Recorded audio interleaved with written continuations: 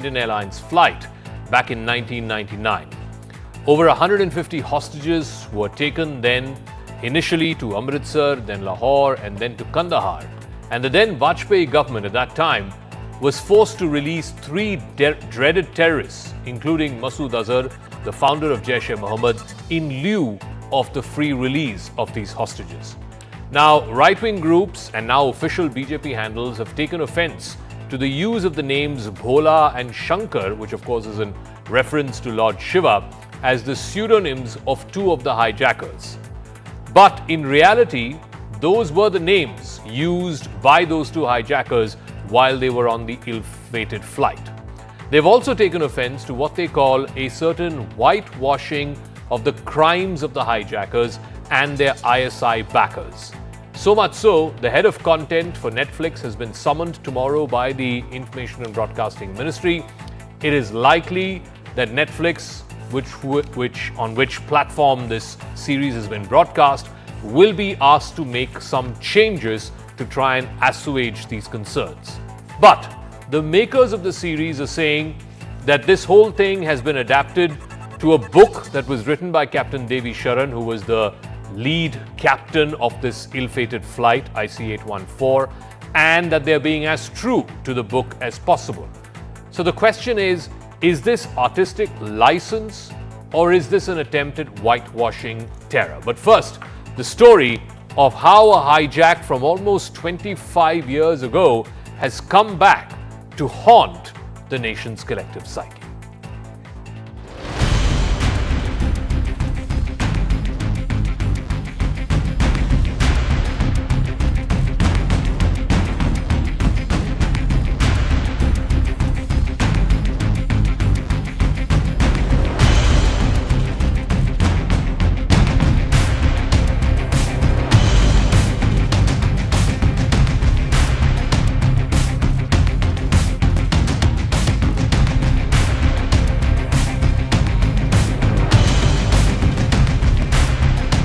Nobody thinks that there were some people from India who did the hijacking.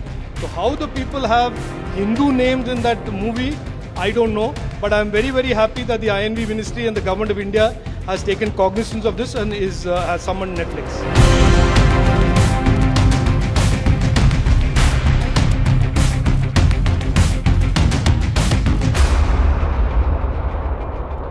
All right, so now the NDA government has taken a stand against the portrayal of terrorists in the movie, particularly the use of Hindu names as pseudonyms for two of the terrorists. Top INB ministry sources have told CNN News 18 that the portrayal of events in the series is actually far from the reality or far from the truth of what actually happened on board IC-814. They also say that this is a bid to try and erase some concrete facts and replace it with some kind of fiction. The series, according to them, is normalizing what was clearly a crime against the nation. The hijackers were hardcore terrorists, and there is an attempt at whitewashing some of the facts, which is not creative license. So let's try and put this, both the politics of it and also the facts of what exactly happened for those dreaded 7 or 8 days between Christmas Eve 1999 and New Year's Eve 1999, when finally this ordeal ended for not just the 174 people who were on board, but also their families. Here in our studios, I'm joined by Pradeep Bhandari, spokesperson of the BJP, the national spokesperson. Mohan Kumar Mangalam is spokesperson of the Congress Party.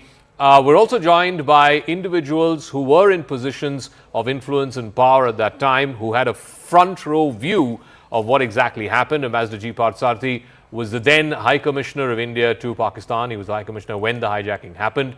We're also joined by Mr. Sanjeev Sharma. In fact, he was one of the passengers on board IC-814, and he'll be describing to us what exactly happened and the reality, the actuality of what exactly happened and whether the makers of the series have gone wrong there. And also General Ved Malik, VP Malik, who was then the Chief of Army Staff. But let me start with you, Pradeep Bhandari.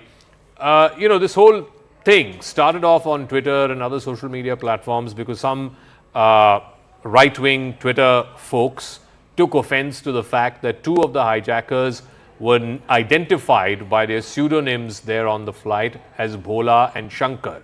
Now, we've spoken to the makers of this series, we've spoken to the people who've written the book on which this series is based, and we've also spoken to people who are on board IC-814, and they're all saying the same thing, that yes, those two terrorists identified themselves as Bhola and Shankar. Saka, welcome. Thank you so much. Let me begin this debate by at least telling the people of India the real name of the hijackers and the terrorists. The name of the terrorist was Ibrahim Akhtar, Shahid Akhtar Sayyed, Sani Ahmed Qazi, Mistri Zahoor Ibrahim, and Shakir. Now, if this series is based on true events, it's a 6-episode series and it says it's inspired by true events. My primary argument is, if you are making a series which is based on true events, I understand you've made pseudo-names, but the question is that why have you not even once revealed the real identity of the terrorists? Point number one. Point number two, I also question the intent of the makers, because this is absolutely, as you said, on Captain Devi Sharan's book, and which is Flight into the Fear, the Captain's Story. Now, please note that. What does Anubhav Sinha, the director, say? And I quote the director: "When I was approached by Netflix, already had a script on Captain Devi Sharan's book on the incident. However, when I read it, I could not agree to the version of the captain because it only projected it from the captain's perspective and what was limited. So I rewrote it." So when the writer, when the makers of the movie rewrite it, they do not adapt and take the movie as per the book, which is Captain Devi Sharan's book. So point number one is that it completely distorts the reality. Pradeep, yes.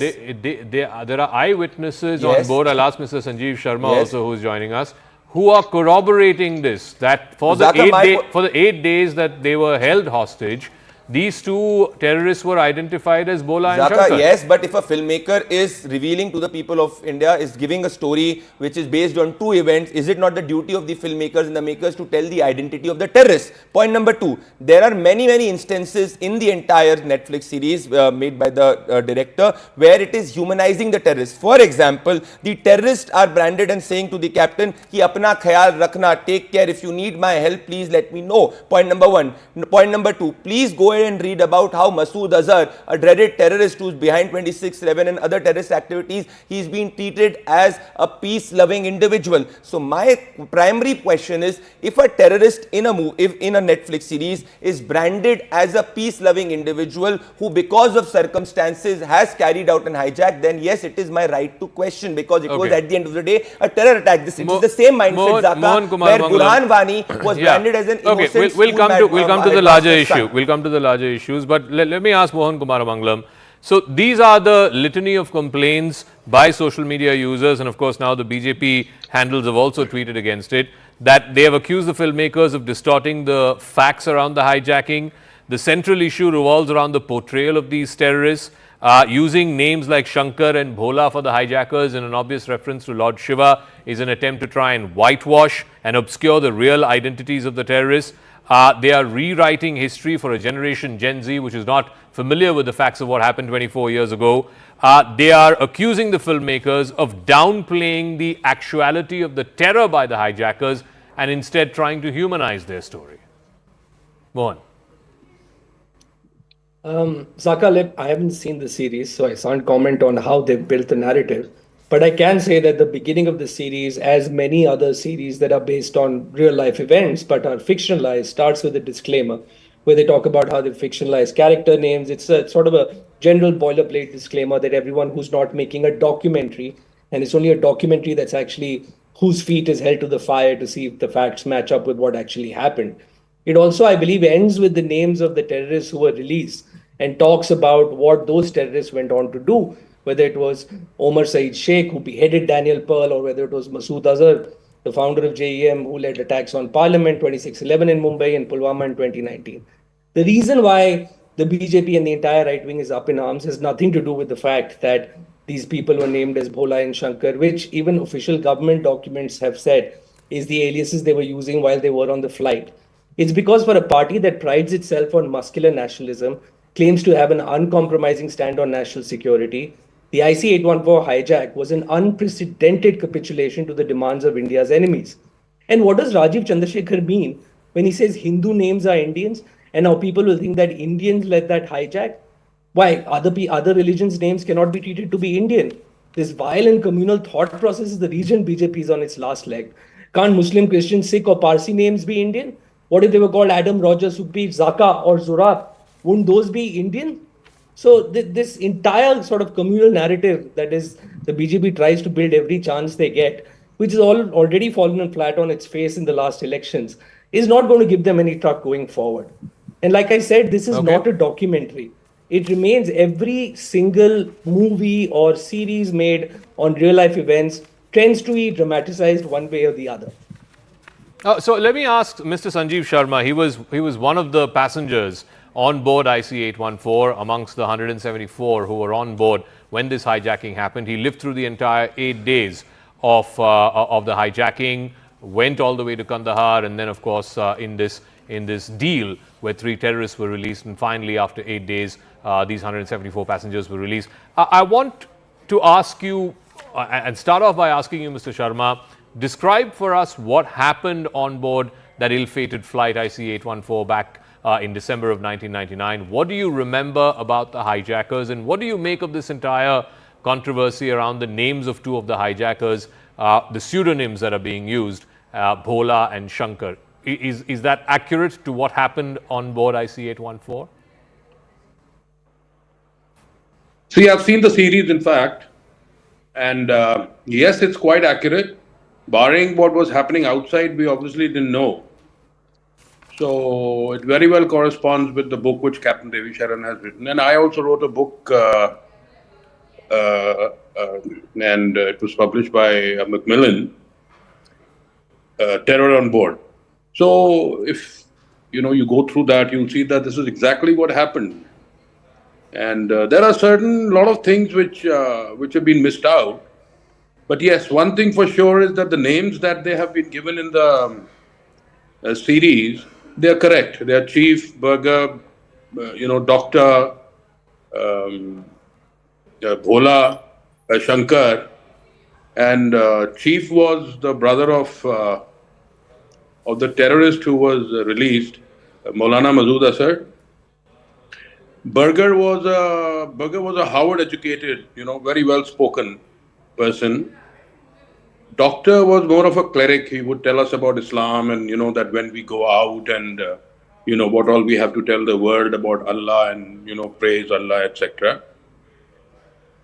Shankar was the youngest of them all. He was a very ruthless, murderer. He's the one who slit Rupin Katyal's throat and stabbed Satnam Singh. Okay.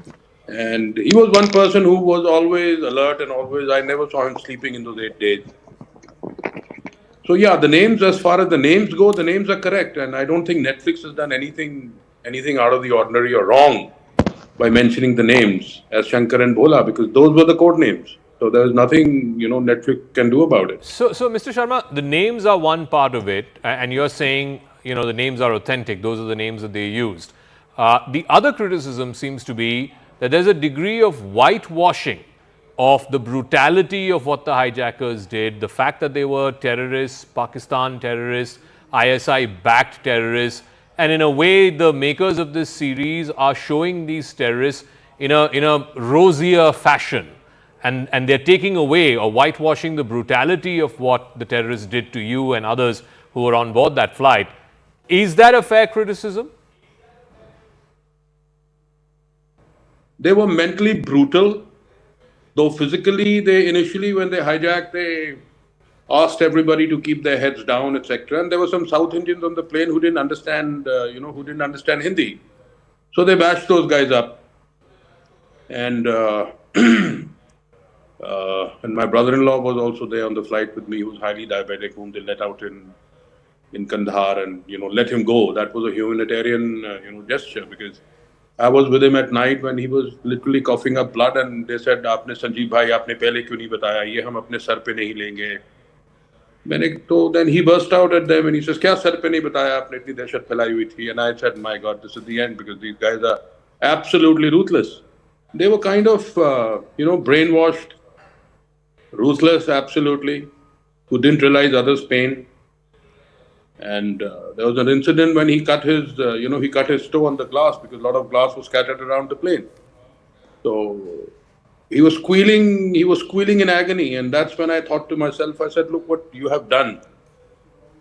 While we were exiting the plane on the release on 31st, this fellow Burger, he was standing in the alley and he was crying and, unconsolably.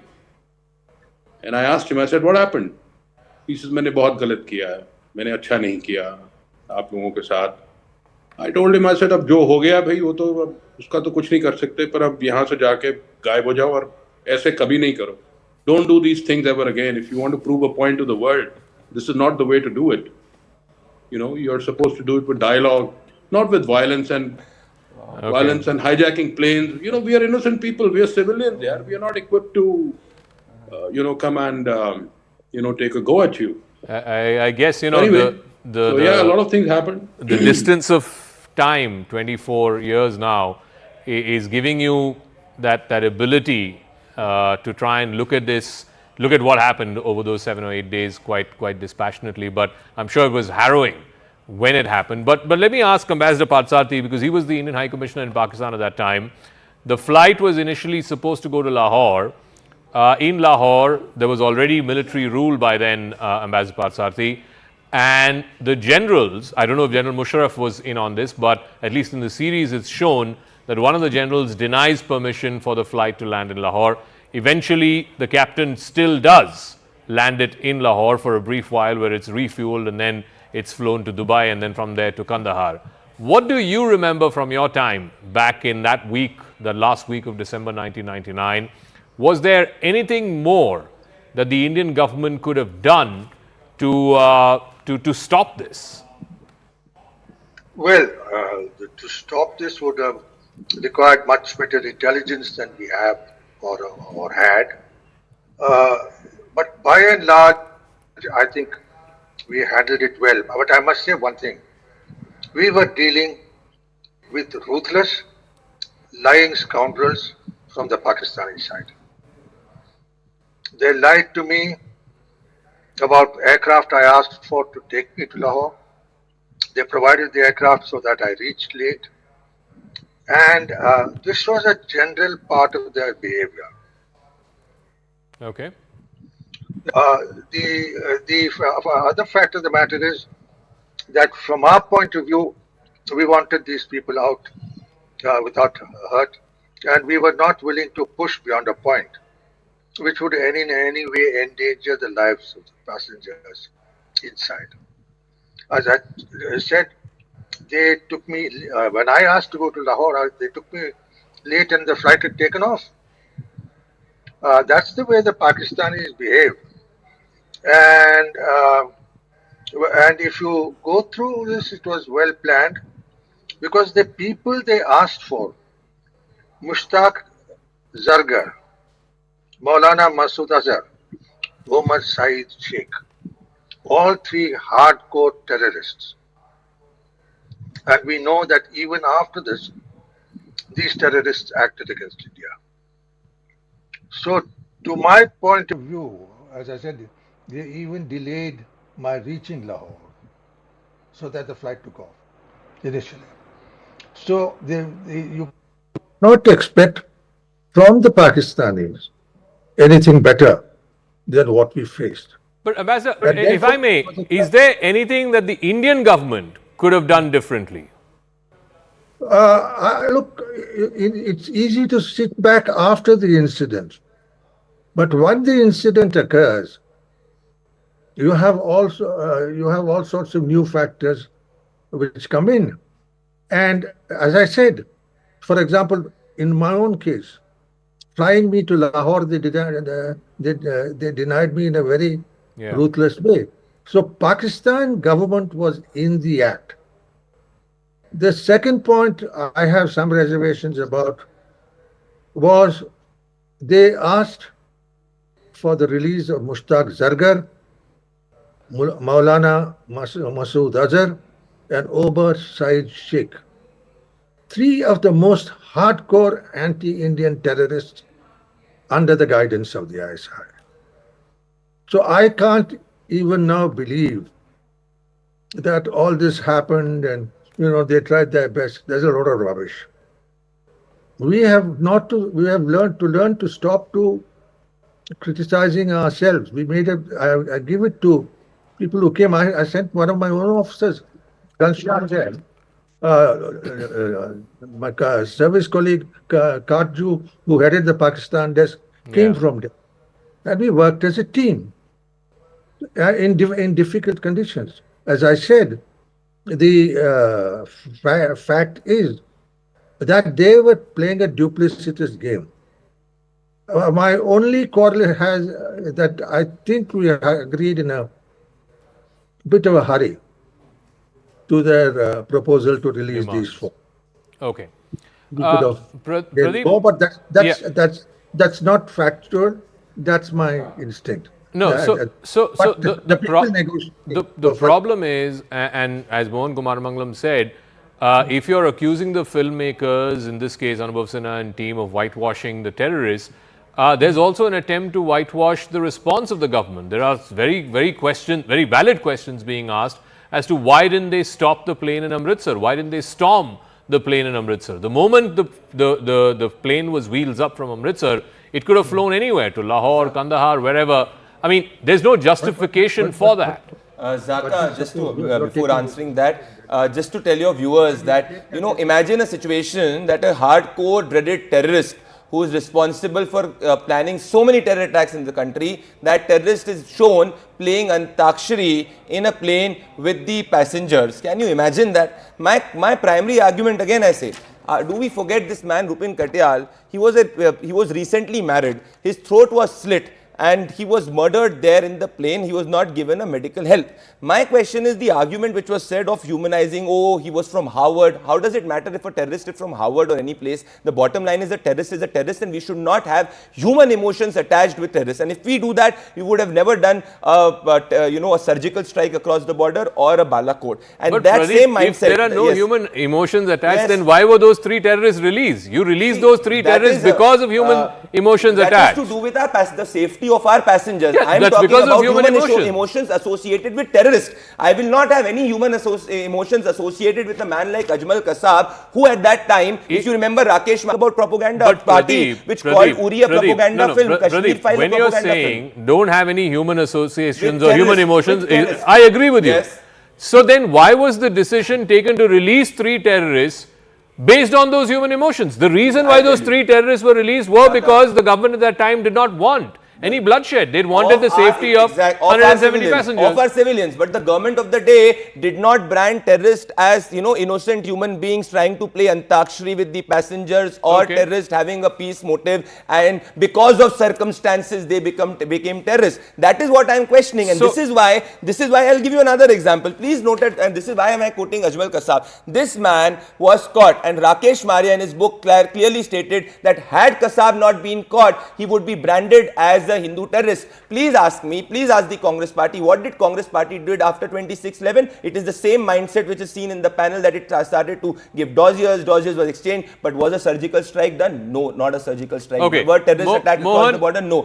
Mohan Kumar Mangalam, the larger point that folks like Pradeep are trying to make is, when the Congress was in power, and even now, there's a Congress ecosystem which is trying to normalize and whitewash terrorists. Stuff like Manmohan Singh saying that both Pakistan and India are victims of terror. Yes. Films like Veer Zara, Bajrangi Bhaijaan making it out to be that, Pakistanis are great people. Navjot Singh Sidhu going and hugging General Bajwa at that time, who was the army chief. All of these things making Burhan Wani into some kind of a headmaster's son and so on and so forth. There is an attempt to normalize terrorism and Pakistan-backed terrorism. That's the accusation from Pradeep and the year that this hijack happened, Vajpayee ji had made multiple overtures to the Pakistani government. And regardless of who our Prime Minister has been, there have always been attempts from the Indian side to be conciliatory and to find a peaceful medium with our neighbors. And that is the responsible thing to do. I'm not here to, use the same bluster and the whataboutery that the BJP spokesperson does. That's what they come here for. They don't talk sense most of the time. And I have to say that regardless of which Prime Minister, as responsible Indian heads of state, our job is to try and maintain peace with our neighbors. It just so happens, unfortunately, that our neighbors aren't run by a real government. They're run by the ISI or they're run by the military. And so we fail every time we make those overtures. But it doesn't fall on us. It falls on us, rather. It's incumbent on us to keep trying to find a peaceful state with them. No, but Mohan, still haven't answered my question. The I can make, accusation Zaka, of Congress Zaka, governments Zaka. trying Okay, I'll answer your to question. normalize what is an abnormal relationship. 10 seconds. That. Zaka, those questions, Zaka. We didn't sponsor or make Bajrangi Bhaijan, but the Kerala story, Kashmir files, accidental prime minister. They are the experts of propaganda. Yes. I mean, Killing come of on. I Kashmiri mean, Hindus is propaganda for them. to Humanizing shame a by the terrorist is not a BJP. propaganda. They for them. finally have a movie that has come out that has actually worked against them. And let me tell you that the Congress party has nothing to do with this web series either. So we don't go out and try and make people. 10 we don't seconds, make Pradeep, and then Rajya I want to Sabha go back to members Mr. Just a Sharma. 10-second rebuttal to Mohan. I think the difference is clearly here in the panel. We do not talk to the terrorists. These are the individuals who believe in getting peace by talking to the terrorists. That is why after 26. But Pradeep, this entire series is based on your government talking to the terrorists. This entire series. I'm telling you the difference. Our government at that time had spoken to the terrorists because they were innocent hostages in the aircraft. After 26/11, did they do a surgical strike across the border? No. We carried out a surgical strike across the border. We carried out Balakot. Point number one. And for them, a killing of innocent Kashmiri Hindus in the valley is propaganda. For us, that is not a propaganda. Okay. They, for 70 years in Jammu and Kashmir, they could not neutralize JKLF and they are telling us that they want peace. Mr. Sharma, all you do is say Mohan, one second. I want to go back to Mr. Sharma because, one part of it is because this series is based on the book written by Captain Devi Sharan.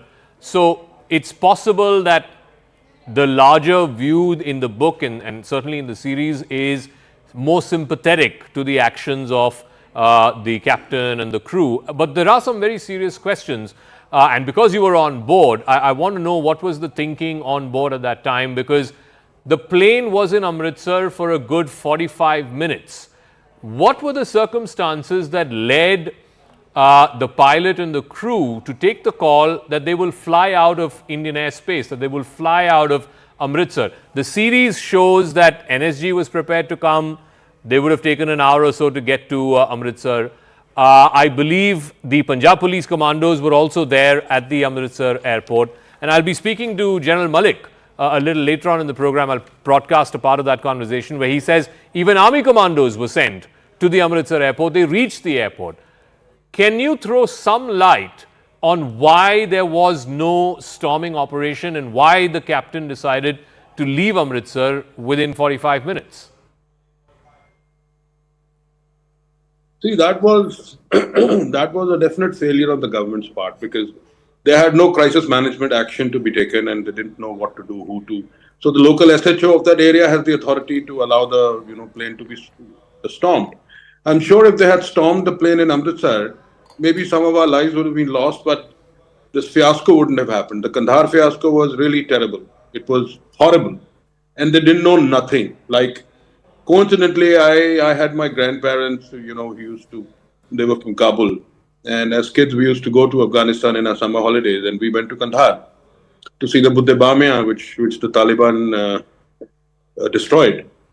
So when we landed into Kandahar finally, the co-pilot was sitting right across me in the aisle, and the pilot was sitting in front of him. And I asked him, "Where are we?"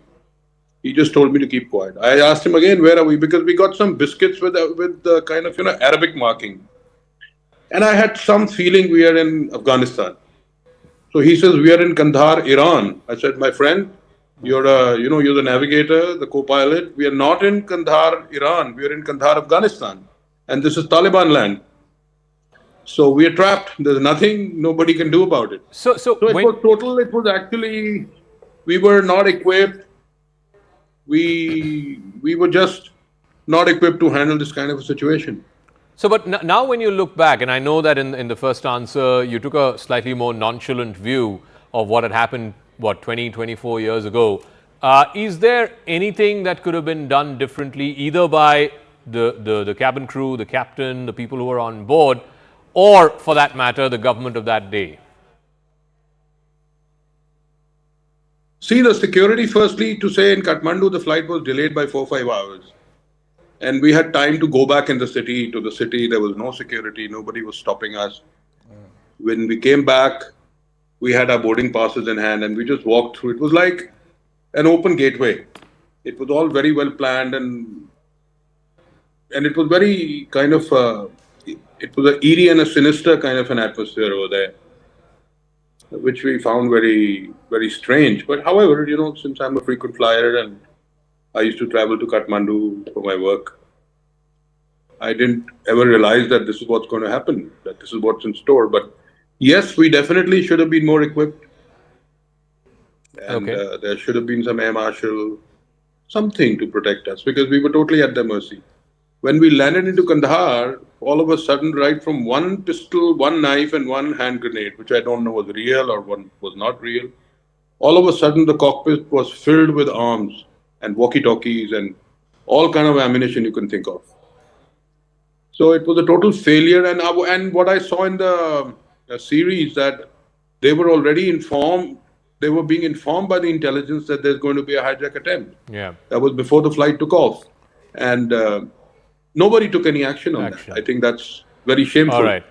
Okay, Quite Mr. shameful. Sharma. A quick response, Pradeep, and then I'll give the final word to On this, just let Ambassador. me quote the statistics, because the OSD at the MEA, Mr. Kanchan Gupta, quoted on this that the hijackers were anticipating commando action. First stabbed the passenger Rupin Katyar. Had they not extended their stay by a couple of days, they would have killed passengers further. They showed that they meant business, and that is what had forced the pilot to take off from Amritsar. Okay. So Rupin Katyar's killing happened when the flight was at Amritsar. Can I ask Ambassador Patsarthi, we are today in a situation where about a year ago, less than a year ago, 240 hostages were picked up from Israel, and they are even today there are over 100 hostages who are in the custody of Hamas.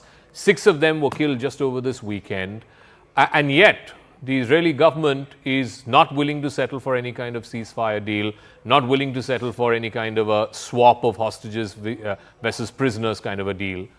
Do you think we would ever get to that position if, God forbid, we find ourselves in a hostage situation again, that a government will be able to put its foot down and say, nothing doing, we're not going to engage with terrorists? Firstly, I do not wish to emulate Israel, given the reputation it now has, following what is happening to the Palestinians. The second point is that, look, I think you should look at the end result, not just what happened.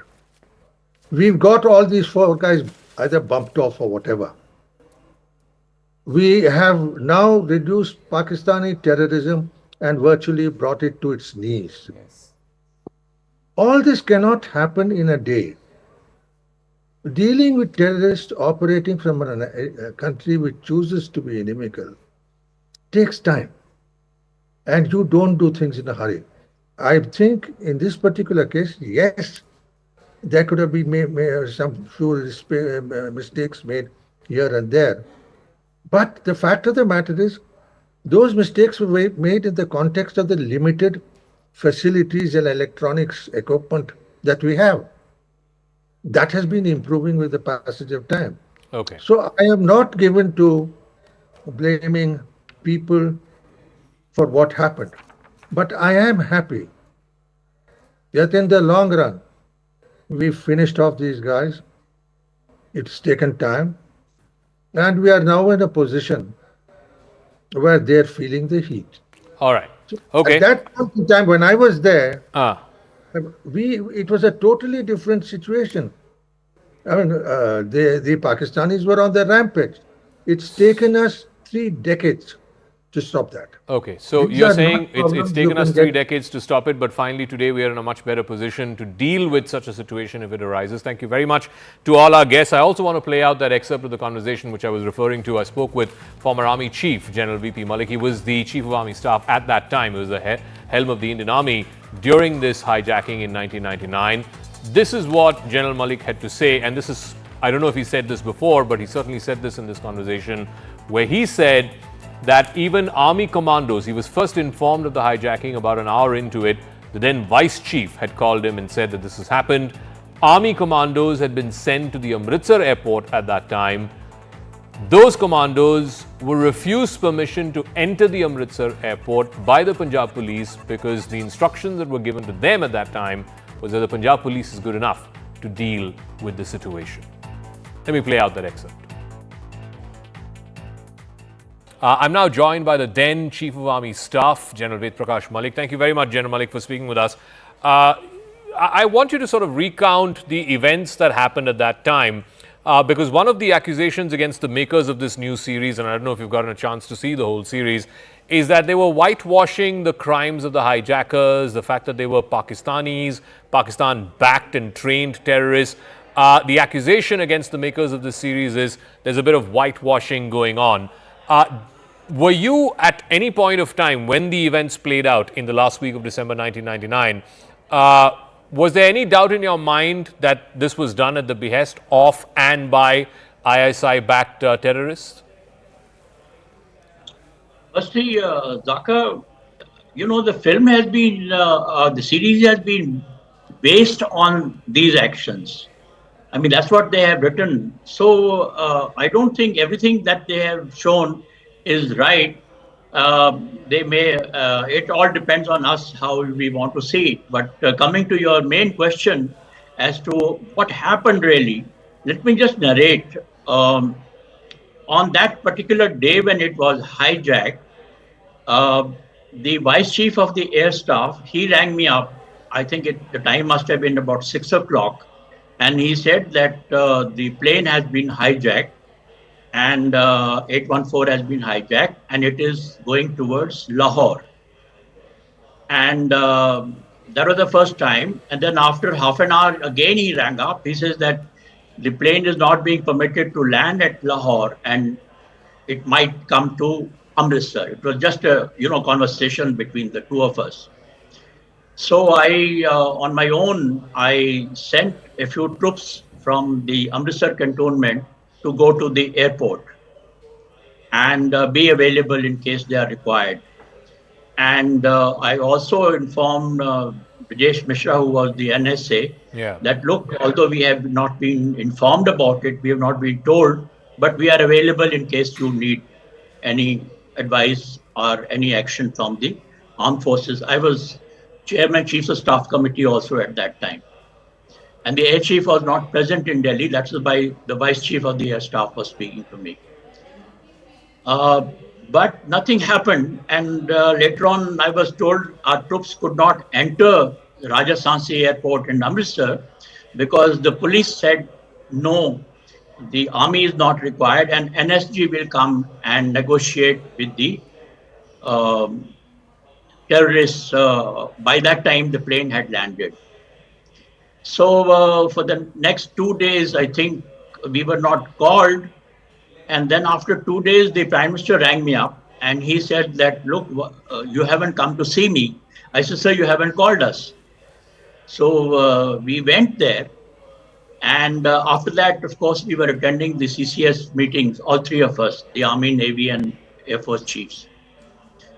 The pressure was tremendous. I think the film is showing the pressure that was on the pilot and also the people who were negotiating at Kandahar. But I think they haven't shown adequate filming of the pressure which was in Delhi. There was a lot of agitation, not only by the relations of the passengers, but many others, and there was a lot of media pressure also. So next few days that we were having this meeting, of course, we learned that they wanted 35 or 36 terrorists to be released, some money to be released and all that, which we kept on saying no, no, no to that.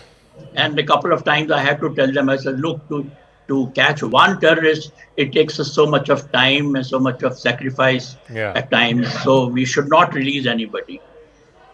That carried on for a few days. And in order to ensure that was building up, I remember at one stage, Prime Minister wanted to speak to the war widows also, because, they had faced a lot of pressure themselves and they had been in a worse situation really. And so that also happened. But so, then, so there was no requisitioning either from the Prime Minister's office, the Cabinet Secretary, National Security Advisor at that time, any of those gentlemen asking you and the services of Army commandos to try and storm this plane for the brief time that it was in Amritsar? No. No, in fact, the troops who had gone to Rajasansi airport also returned because they were told that they are not required and it is only the NSG will be. And, those days, the crisis management group headed by the cabinet secretary was functioning, and none of the armed forces officers were members of that. In fact, one of the outcome of this whole episode was that I had to put pressure on the prime minister that they must include the crisis management group must have some senior officers from the armed forces, which was accepted. And thereafter, the 3 vice chiefs were made members of that crisis management group. But during that period, none of our army people, our armed forces people were members. So and we were not asked to do how anything. do you speak to these charges now that the makers of this series are facing, that they've whitewashed the actions of the hijackers, whitewashed terror, they've downplayed the role of the ISI and the Pakistani backers of these hijackers? Do you see any merit in those charges, or this is a work of quasi-fiction and therefore the makers have the license to do that?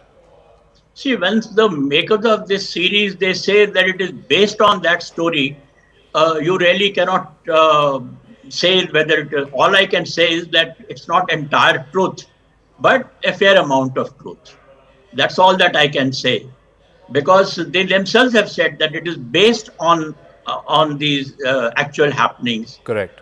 So I think they have managed to get away with this aspect. But personally, I have absolute no doubt that all this was happening because of the ISI pressure.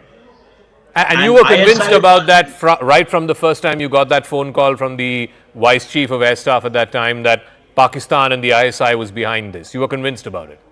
Absolutely no doubt about it. Don't forget, at that time, Pervez Musharraf had already taken over the Pakistan.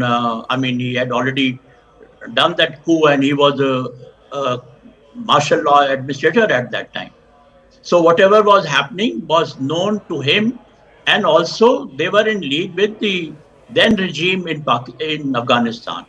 All right. And all those things that happened thereafter, during the negotiations and after that, there is no doubt at all that Pakistan and Afghanistan were working together on this whole episode. All right, General Malik, it's always a pleasure speaking with you, sir. Thank you so much for joining us here on CNN News 18.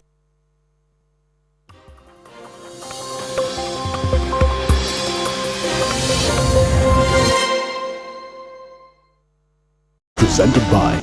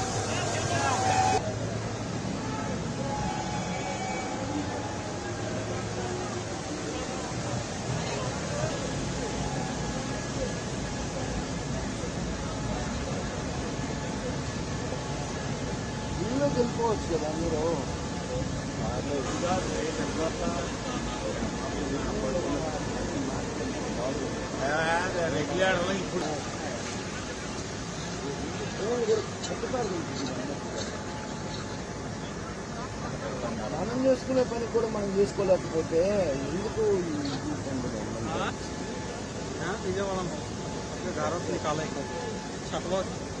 पूरा एकदम కారే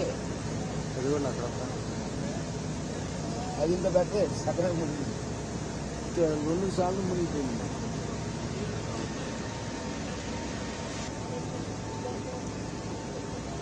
और जितो करिए भेज दिन वहाँ मांगो लोग साला हीरो घर नहीं करे पली नहीं मैं सब के आदमियों सबसे निकाले था और यहाँ के एमएलए पकड़ लो तो रोबोट छोड़िए दो तो पहले आदमी निकालो बाद में ट्रेन जाएगा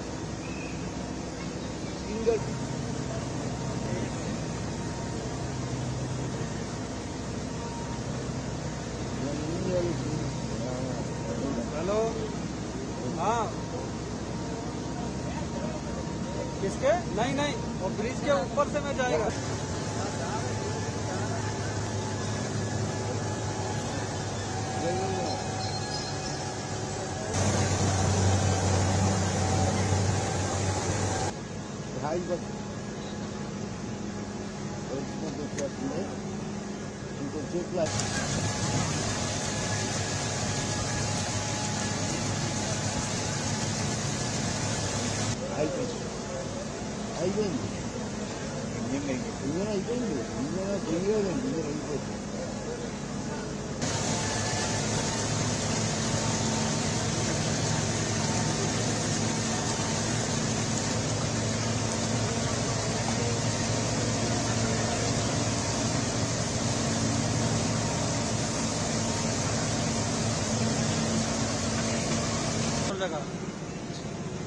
hello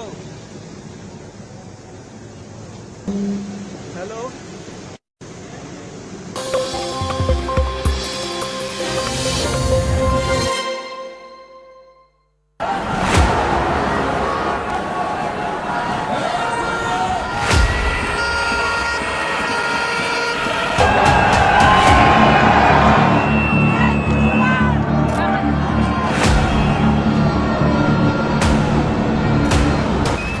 Much of Israel came to a grinding halt on Monday as the country has seen an outpouring of protests. Israel over the weekend revealed that 6 hostages had been killed just moments before the IDF team could reach them. It has brought to the fore deep resentment and anger towards the Benjamin Netanyahu government and its war strategy over reluctance to swiftly agree to a ceasefire with Hamas. In the broadest expression of anti-government dissent since this war began, tens of thousands, led by the families of the kidnapped hostages, joined forces to pressure Benjamin Netanyahu to agree to a truce in Gaza.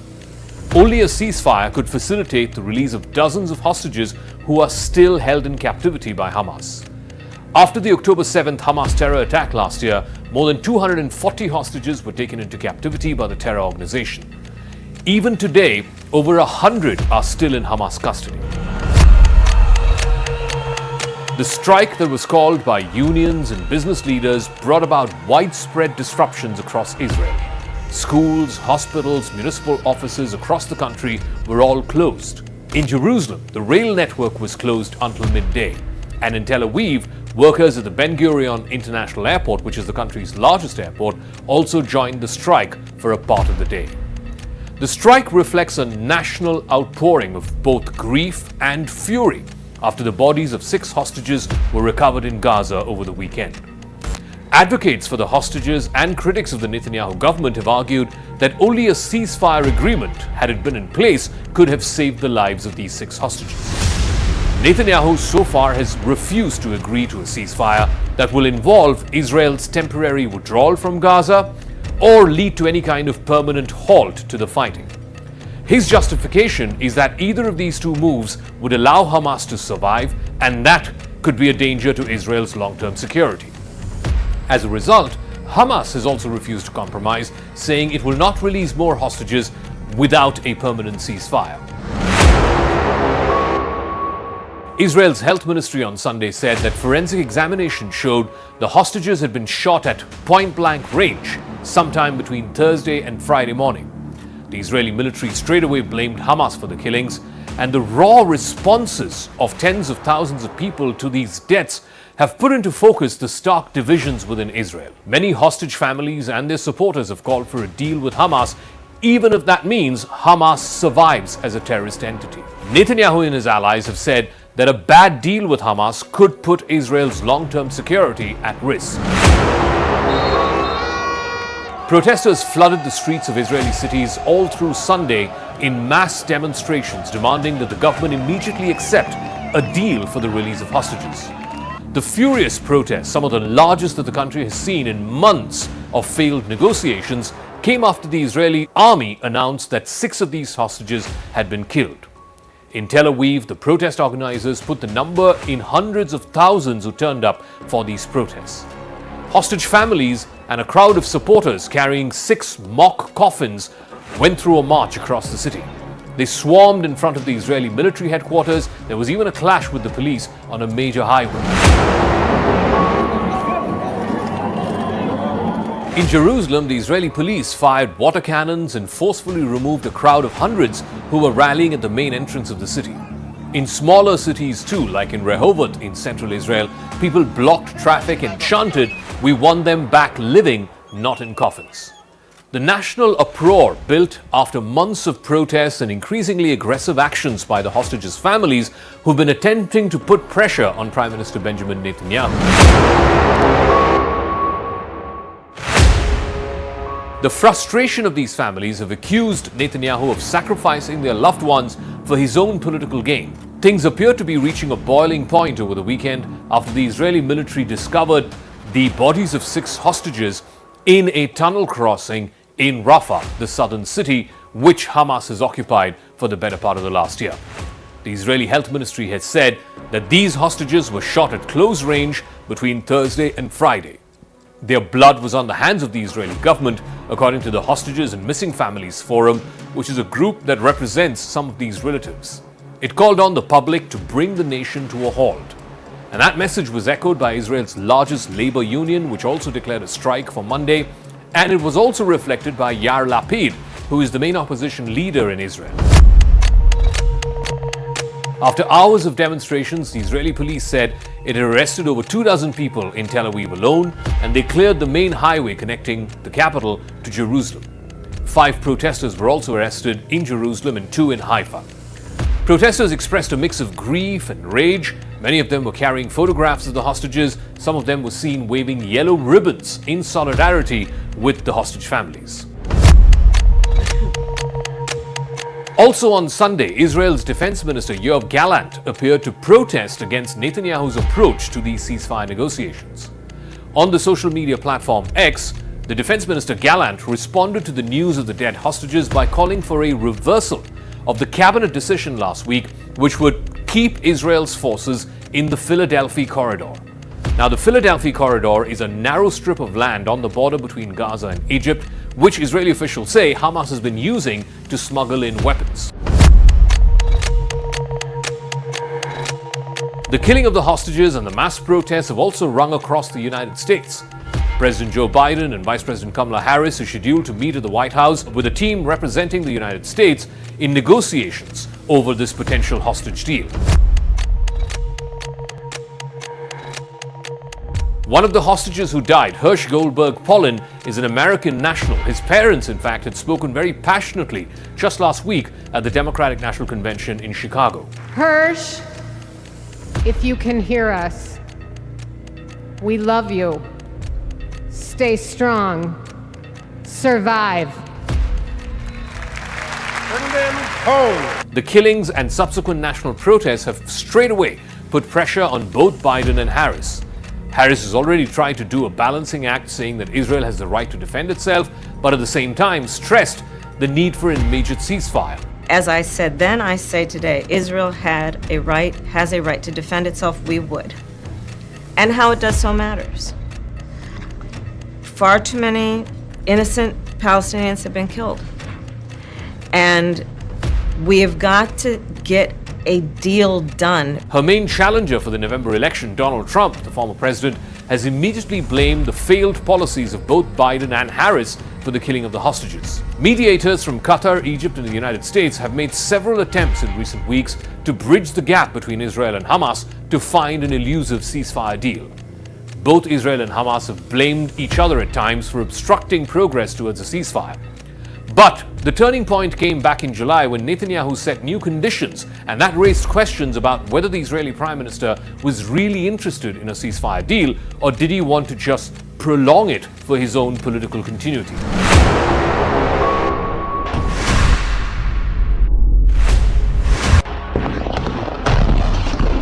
Hamas, for its part, has requested its own extensive revisions to the ceasefire agreement and, in fact, has refused any truce that would see it give up power in Gaza. It has also defied international calls to release the hostages unconditionally. 4 of the 6 hostages whose bodies were recovered were included in a list of those who Israel was demanding to be released in the first phase of a 3-phase agreement.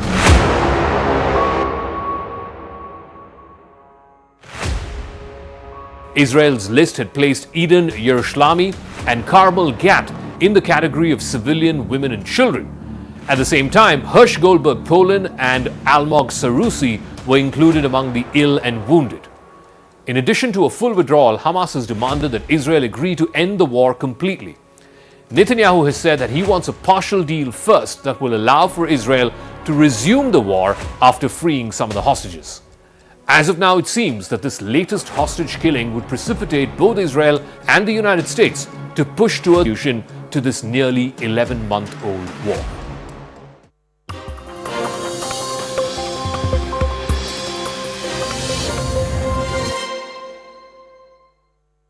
Presented by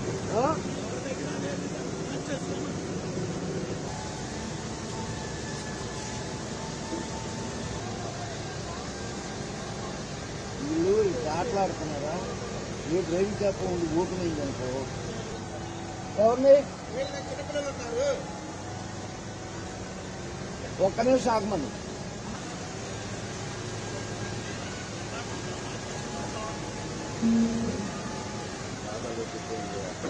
ఎక్కడ దాకా ఉందో దాన్ని నుంచి రావచ్చు road ఉందో లేదు